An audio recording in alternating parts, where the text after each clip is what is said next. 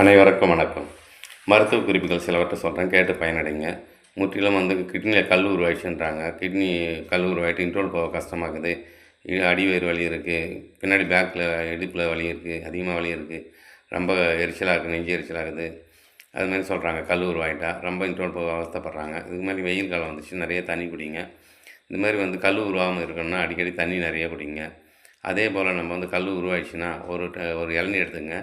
கண் திறந்துட்டு 1 ஸ்பூன் பாசிப்பயிறு, 1 ஸ்பூன் ஜீரகம், 1 ஸ்பூன் நாட்டு சர்க்கரை, இது மூணையும் போட்டு நைட்டு மூடி வச்சிடணும். ஓவர் நைட் ஃபுல்லாக இருந்துட்டு காலையில் எழுந்துச்சி வெறும் வயிற்றில் அந்த தண்ணியை குடித்தாங்கன்னா எப்பேற்பட்ட கல்லும் கரைஞ்சிரும். அதே போல் விதை உள்ள திராட்சை, கருப்பு திராட்சையோ வெள்ளை திராட்சை, கருப்பு திராட்சைக்கு பவர் அதிகம்.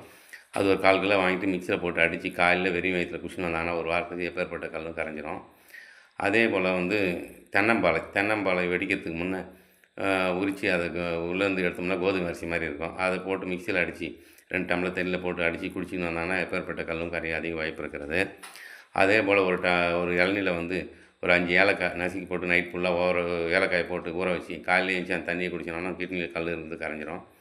அதே போல் ஒரு இளநியில் கல்கண்டு போட்டு ஜீரகமும் போட்டு குடிச்சின்னு வந்தாங்கன்னா நமக்கு கிட்னியில் இருக்கிற கல் கரைய அதிக வாய்ப்பு இருக்குது.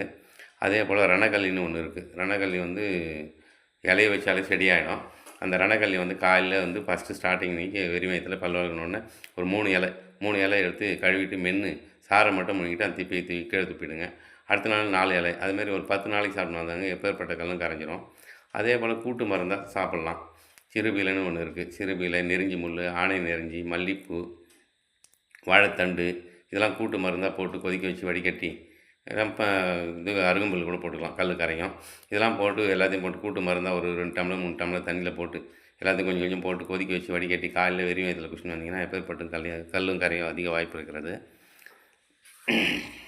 அதே போல் கிட்னி சுத்தமானோன்னா மாதத்துக்கு 2 முறை ஒரு 100 கிராம் பீன்ஸ் எடுத்துங்க, துண்டு துண்டாக நறுக்குங்க, நாரை எடுத்துருங்க, விதையும் எடுத்துருங்க.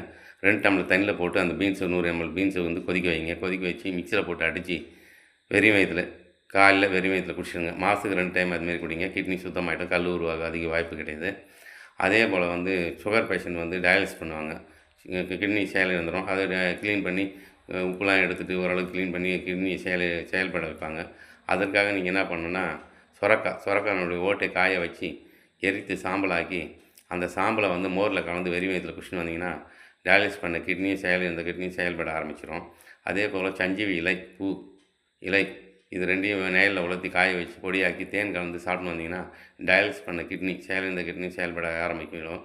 நம்ம சேனலை சப்ஸ்கிரைப் பண்ணுங்கள், லைக் பண்ணுங்கள். இன்னும் சில மருத்துவ குறிப்புகளோடு உங்களை சந்திக்கிறேன். நன்றி, வணக்கம்.